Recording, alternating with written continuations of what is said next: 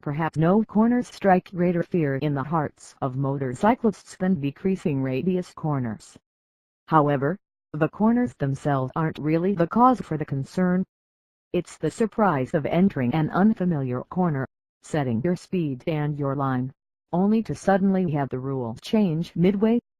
Before we discuss the challenge of decreasing radius corners, we should quickly review an easy one. This will make sure we have the same techniques in mind. In an idealized constant radius corner, the rider can see it from entry to exit. So, the bike's approach would be wide at the entrance, and setting the appropriate speed before the turn-in point.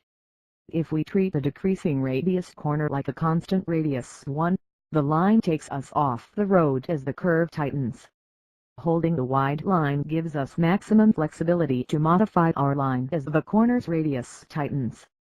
Newer riders will want to set a slower speed at the actual corner entry. In the example, we assumed we could see the entire corner and, therefore, could plan accordingly. However, on the street, you will frequently enter corners where you can't see the exit. While you can draw clues for where the corner goes from trees or telephone poles or fence lines, these can be misleading.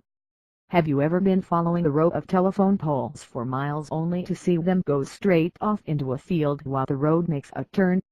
So, when riding on an unfamiliar road, you should always hold at least 20% of your skill set, traction, and ground clearance in reserve for the unexpected, which could come in the form of a tightening radius, an obstacle, liquid, a bicyclist, or any other of the myriad of things you might encounter in the real world.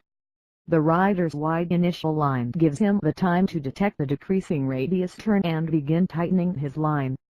The prudent street rider will set road speed based on the radius of the corner at its entry while keeping the 20% reserve, but will maintain the wide line. Once the corner's exit is spotted, the final line, which clips the apex, can be selected. The rider has chosen his line through the tighter section of the curve and is already looking ahead to the next corner. One other tactic for solving the decreasing radius corner dilemma should be mentioned, although it applies more to the track or roads with which you are familiar.